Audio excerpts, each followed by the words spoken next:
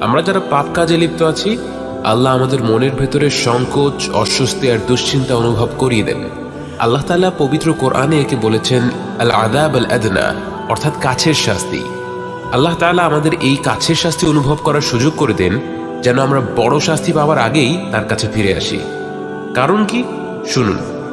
وَلَنُذِيقَنَّهُم مِّنَ الْعَذَابِ الْأَدْنَى دُونَ الْعَذَابِ الْأَكْبَرِ لَعَلَّهُمْ يَرْجِعُونَ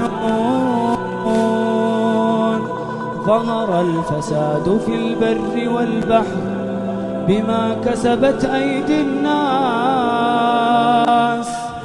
لِيُذِيقَهُم بَعْضَ الَّذِي عَمِلُوا لَعَلَّهُمْ يَرْجِعُونَ। যে তওবা করে তার প্রথম পুরস্কার হচ্ছে জান্নাহ।